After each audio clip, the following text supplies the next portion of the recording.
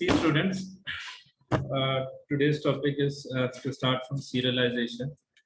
So, a little bit definition I'll explain to you people, and after that I will explain the program. Then again we'll come back to theory. So see here, what is serialization is actually, it is the process of writing the state of an object to a byte stream. Okay. Uh, Try to remember process of writing the state of an object to a byte stream. Okay. And this will be useful when you want to save the state of your program to some persistent storage like a file.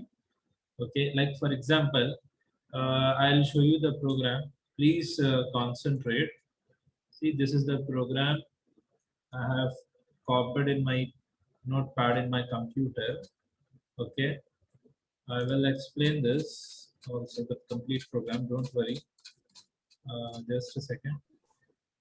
Yeah, this is the program. Now what I'm doing is I'm going to compile the program.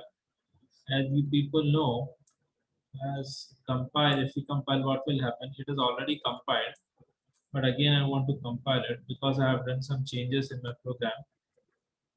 It is compiled now. Students, just observe.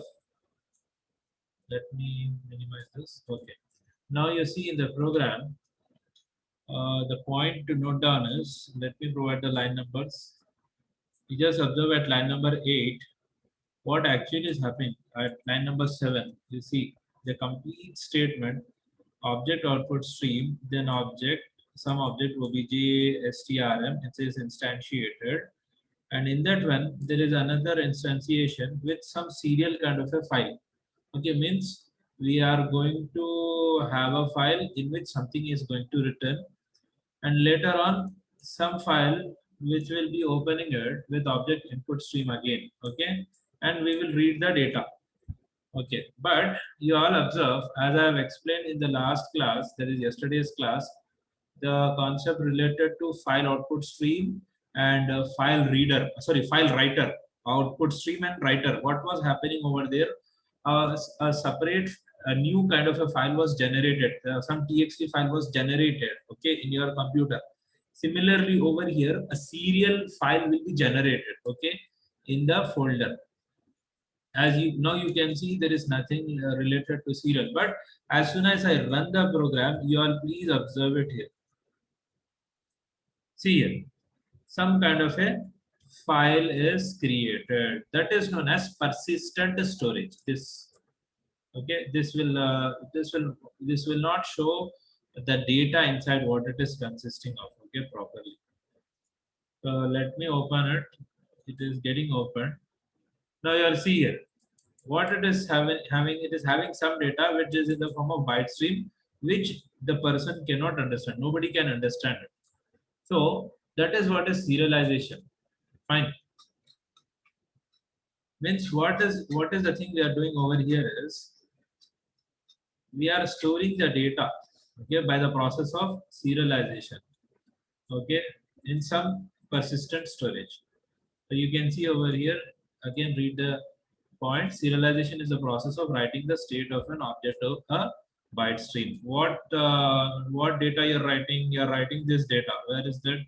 You'll see here. This is the data, okay, which is inside the constructor. Some hello, some value, some decimal value, okay, integer value and decimal value and string value. We are storing it in some persistent storage. Okay, so that process is known as serialization. I'm repeating again, serialization is a process of writing the state of an object to some byte stream. Okay, and where it is useful? It is useful when you want to save the state of your program to a persistent storage, such as a file. So like this over here, we have got one file known as serial. Okay. So now students, see here, as this is being written using file output stream, okay, in some kind of a file over here, you have to read it also. So that first of all, you are writing the data, that is known as serialization. Okay, that is achieved with one interface known as serializable. Okay, that is achieved. Then later on you want to read it. Okay, what is being written with the help of serializable interface, that is known as deserializable. Okay,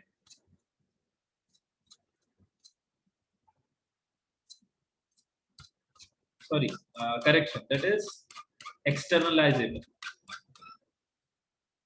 That is, this is the interface. Okay, and that is known as deserialization. I hope you have understood the concept, students. Okay, whatever is being written on the file, that is known as serialization, and that is achieved by serializable interface. After that, whatever is written, you want to read it, what is being written, so that you can achieve with that you can achieve with an interface that is known as externalizable. Okay, and that concept is known as deserialization. So remember, there are two things, serialization and deserialization. What is serialization? Process of writing the state of an object. Okay, and what is deserialization? Process of reading the state of an object. Okay, whatever has been written through serialization, that will be read. Okay, so that process is known as deserialization. I hope you all have understood this. And some other some other use of serialization is mentioned over here. This you will learn in briefly you will learn in your I guess distributed system, that is there in final year, that subject. You can see serialization is also needed to implement RMI, that is remote method invocation, which allows a Java object on one machine to invoke a method of a Java object on different machine. Okay, so this you will learn in detail in your distributed system subject, that is I guess in final year or in third year last semester or final year first semester. So you can see an object may be supplied as an argument to the remote method. So the sending machine serializes the object and transmits it. And the another machine who is going to receive it will deserialize it to read the data. That is the concept of serialization. Okay, now, so students see here, we will go with the program again. As you can see, our class is starting from where is the main class? Just look at it.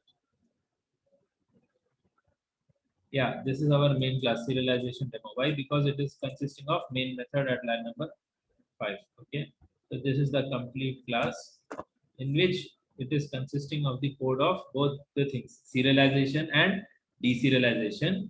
I will just highlight the serialization code is written from, you can see the comment of 6th line. Okay, this part is serialization code. After it is being written to some file in the computer, then you want to read the data also. So to that one, that concept is known as deserialization. That is this concept. I hope you all have understood. Okay. Now, you all please observe here serialization. Now, in serialization, what to do is you have to perform the task of writing the data into some file.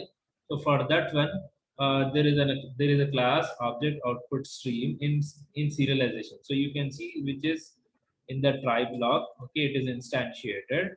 Now again, to create a file, you have to use file output stream. In that you are specifying one kind of a file serial. Whatever you want, you specify over here. If you want to perform, if you want to have another name, you have another name, whatever, it's up to you. So this line, what it will do is, it will perform or it will start the task of performing serialization. Okay, means it will create a file serial. Now, how to transmit the data into it? What is the thing is, you have to first of all, what you have to do is you have to write one separate class from where we are going to transmit the data. So this my class is a class. Over here, the data will be transmitted. So let's see, we are over here only line number 7. At line number 9, you see there is an object to my class, object 1 to my class, that is this class. Okay, now you can see instantiated, and there is a constructor with 3 parameters. So line number 9, from here, line number 9, the 3 values you can see over here, there are 3 values of the constructor which will be passed to this. Okay, so SID will receive that hello -7 2.7 the values. Okay, so SID will be initialized in this way. Then after that, what is happening with this particular line, that is line number 7 and line number 9, we are able to transmit the data in the serial file, and we are able to store the data with this 3 variables SID. Okay, that's it, student. Then now, apart from that, there is one more thing. There is one more thing at line number 11. After transmitting the data, what you are specifying over here, you are specifying it to write in the file. So you see obj ostrm is an object. Okay, just a second. It's an object. You can see obj strm over here. On that object, what you are doing, you are calling the write method. Okay, the write method is called, means what? In the file of serial, what this write object will do, it will write completely whatever the data is stored with object 1. Okay, so this complete code is responsible from here, line number 7 till line number, just a minute, let me clear the runs. Yeah, from line number 7 to line number 12. This is the code which is responsible to create the file serial, and you are able to transmit the values through object 1, hello minus 7 2.7 E10 over here, and also at line number 11 you are invoking write object, means you are writing the data of this object 1, where in this serial file. So that's it, student. This is the concept related to serialization. And at line number 10, what is this line number 10? It is printing. So where it will print? It will print the data on the console. Okay. So this particular line, the one which I've highlighted now, that is the output which is responsible to show you through the line number 10.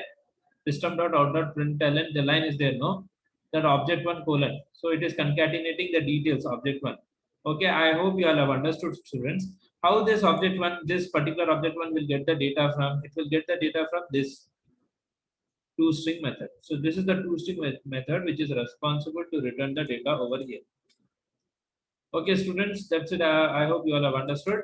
Then the next concept is the reverse one of serialization, that is deserialization. Okay, so whatever is written in that file serial, you have to make that file to be in read mode. So for that one, you have to use file input stream. Okay, so file input stream now, which is invoked with a parameter as the name of the file serial. Now it will be ready to be read. Okay, for that one, you have got one class in deserialization, object output input stream. So you have to instantiate object input stream and with the help of file input stream, and you have to pass the name from where you are reading, that is serial. Now it's very simple, students. See here, what is this line? This line is the one which is responsible to read the data. See here, objstrm is invoked with the method read object. Okay, so now students, see here, this read object method is the one which is responsible to move into serial file and read whatever is there inside that. Okay, it will read completely from there. And now you see this objstrm is typecasted with my class. So what will happen over here? This data will be passed to the constructor of this my class. So SID will receive this thing, that is SID. What is SID? Hello minus 7 2.7 E10. Now after that, next thing is very simple. 20th line is again calling, okay, the object 2. What this object 2 will do? Object 2 will call this toString of my class, and whatever is there, it will return. This toString will return where? Again back to this object. So with the help of this println, it will display the data on the console. So you can see this line. Okay, this is with the line number 20 object. Okay, students, I hope you all have understood this, the concept of serialization and deserialization. Okay, now coming back to theory again. What is serializable? And you see over here, just a second. What is serializable is, it is an interface. Only an object that implements the serializable interface can be saved and restored by serialization facilities. So remember, serializable interface does not define any member. Okay, It is simply used to indicate that a class may be serialized. Okay, only it will indicate that it can be serialized. Okay, yes. So as it is mentioned over here, the serializable interface defines no members. It is simply used to indicate that a class may be serializable. You can see over here, this class, my class implements serializable, which is indicating that this class data is going to be serialized. Okay, then you see over here externalizable Java facilities for serialization and deserialization, which have been designed that much of the work to save and restore the state of an object, which occurs automatically. Okay, this is the file which is created, and the serialized data from our program through this object one is transmitted over here. Over here. I hope you all have understood. Then there are cases in which programmer may need to have the control over this process. That is, it may be desirable to use compression or encryption techniques. Okay, so the externalizable interface is designed for this, for these situations. These are the methods that are externalizable. Okay, then comes our object output interface. Students, listen here. Okay, and in this interface there are some methods which we can use in our program. We have seen, okay, that is over here. You can see this one, line number 11. Okay, write object. So this is one interface which is used when you are going to write the data, and among them, sorry, with that interface, these are the methods which can be defined. Among this is the method which is used in our program, which writes object obj to the invoking stream. Similarly, yeah, object output stream, it is a class. Okay, we have used over here. Object output stream is a class which we have used.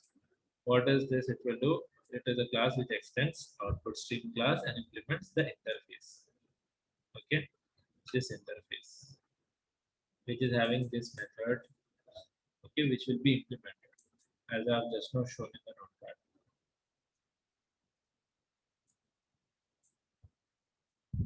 Okay, what it is responsible?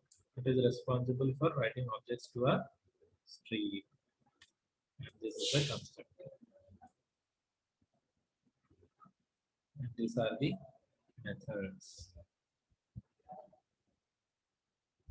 Similarly, with as object output as an interface, object input is also an interface, and it also has got methods. You can see the methods of object input. Okay, and this is the method which we are using in our program. It is mentioned here also. See, it supports object serialization. Note especially this one, read object method. This is called to deserialize an object. You can see in this notepad, this part, as I said, is the code for deserializing the data. Okay, and on object 2, on this object 2, you can see over here the method is invoked. Read object means it is reading the data, deserializing the data from serial file.